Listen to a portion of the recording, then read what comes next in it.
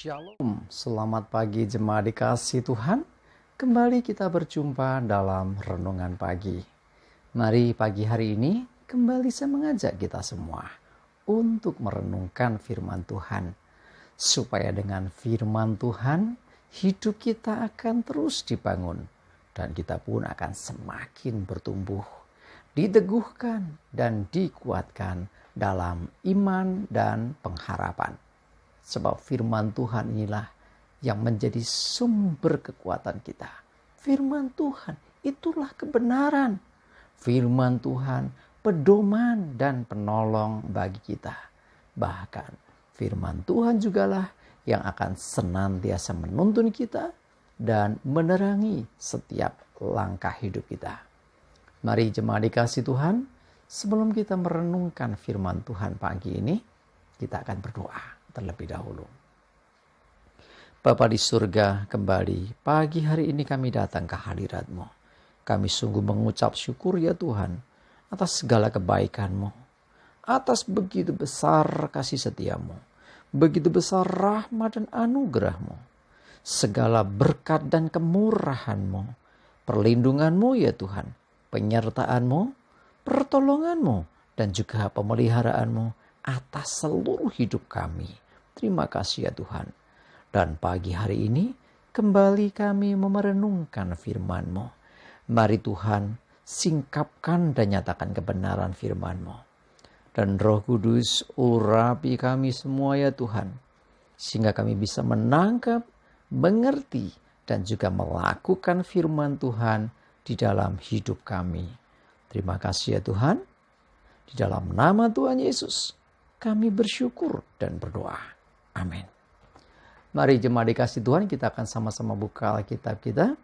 Renungan pagi hari ini saya ambilkan dari 1 Samuel 12 ayat 20. Saya bacakan. Dan berkatalah Samuel kepada bangsa itu, jangan takut, memang kamu telah melakukan segala kejahatan ini. Tetapi janganlah berhenti mengikuti Tuhan, melainkan beribadahlah kepada Tuhan dengan segenap hatimu. Jemaat dikasih Tuhan, seringkali terjadi juga seperti zaman Samuel ini ya. Waktu itu bangsa itu memang seringkali istilahnya mengecewakan hati Tuhan, melanggar firman Tuhan. Ya, tetapi Samuel mengingatkan, ya jangan takut ya. Sekalipun kamu telah buat jahat, ayo jangan menjauh. Tetap beribadah, bertobat, minta ampun dan beribadah. Nah, seringkali terjadi dalam hidup kita. Kalau kita merasa sudah berbuat salah, berbuat dosa, akhirnya justru jauh dari Tuhan. Ya, saya sering mendengar alasan kenapa kok gak datang ibadah lagi, kenapa gak pelayanan lagi. Ya karena aku sudah berdosa, aku gak layak. Jemaat dikasih Tuhan, dengar baik-baik. Itulah siasat dan tipu daya iblis. Jadi ketika engkau baik-baik saja, ya tiba-tiba dia akan membujuk engkau untuk berbuat dosa. Ini si iblis nih. Dengan suara-suaranya, bujuk rayunya untuk engkau berbuat dosa. Begitu engkau sudah berbuat dosa, dia berbalik. Dia akan menuduh engkau. Dia akan mengatakan engkau enggak layak. Kamu sudah berdosa. Kamu memang orang yang jahat.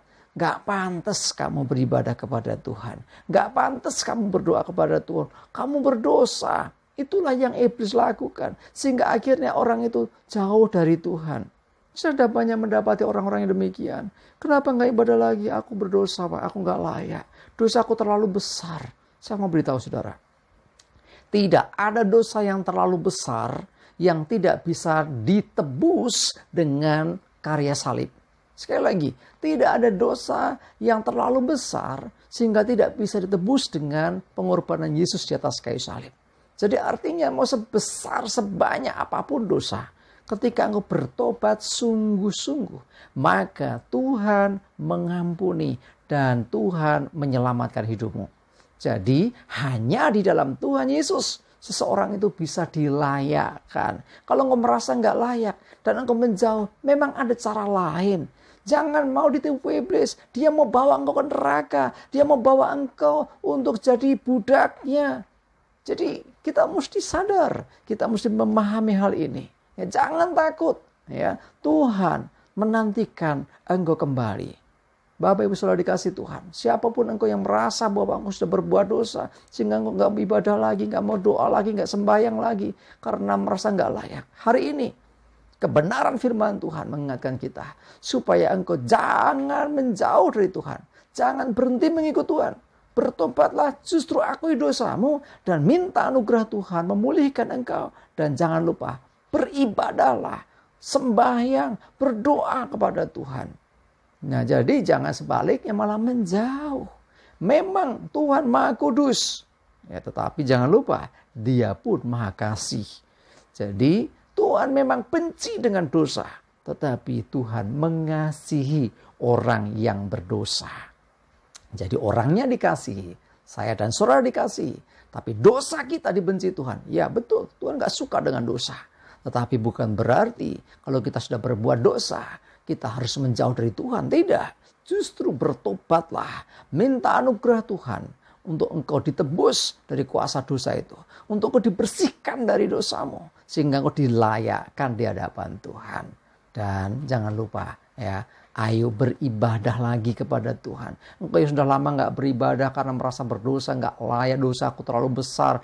Tidak ada yang dosa yang terlalu besar. Yang melebihi yang tidak bisa dibayar dengan darah Yesus. Ya. Yang penting adalah engkau bertobat sungguh-sungguh, tinggalkan dosamu dan mulai datang kepada Tuhan, mulai berdoa kepada Tuhan, mulai sembahyang dan beribadah kepada Tuhan. Jangan berhenti untuk mengikut Tuhan, tetaplah datang kepada Tuhan. Tapi juga jangan main-main, sengaja buat dosa nanti minta ampun lagi, sengaja buat dosa. Hati-hati. Ya, kita nggak boleh demikian. Tetapi sekali lagi, jangan sampai engkau diperdayai iblis. Dengan cara apa? Dibujuknya engkau untuk berbuat dosa. Setelah berdosa, dituduhnya engkau dengan segala dosamu sehingga engkau jauh dari Tuhan. Itu strateginya si jahat. Kita mesti tahu ini. Dan biarlah ini dibongkar sekarang. Dan kita tahu, iblislah yang berperan untuk menjauhkan kita dari Tuhan. Tuhan menantikan kita untuk kembali. Sebesar apapun dosamu. Ketika engkau bertobat, Tuhan mengampuni. Amin, kita berdoa. Tuhan, terima kasih Tuhan. Seringkali ada pikiran-pikiran kami yang membuat kami takut, yang membuat kami jauh dari Tuhan. Karena kami tidak layak, karena dosa kami yang besar, dosa kami yang banyak. Kami gak pantas. Tetapi sesungguhnya itulah siasat iblis yang membuat kami jauh dari Tuhan. Iblis sengaja membujuk kami untuk berbuat dosa. Setelah berbuat dosa, dia menuduh kami, mendakwa kami. Sehingga kami jauh dari Tuhan. Tetapi hari ini kami sadar Tuhan. Hanya Tuhan Yesus yang bisa memulihkan kami. Kalau kami menjauh justru kami celaka. Tetapi ketika kami mendekat kepada Tuhan. Bertobat, minta pertolongan Tuhan. Minta keselamatan dari Tuhan. Minta pengampunan dari Tuhan. Maka Tuhan memulihkan kami. Dan Tuhan akan menolong kami. Kami percaya Tuhan. Dan kami mau tetap setia. Beribadah. Dan juga senantiasa mengikut Engkau. Terima kasih, kami serahkan hari ini hidup kami, ibadah kami, pelayanan kami, semua dalam pimpinan penyertaan Tuhan. Jauhkan dari kami celaka mara bahaya, damai sejahtera dan berkat Tuhan menyertai kami semua. Dalam nama Yesus kami berdoa dan bersyukur. Amin. Mari jemaat dikasih Tuhan, semangat terus, maju terus dalam iman dan pengharapan. Selamat beribadah, Tuhan Yesus memberkati kita semua.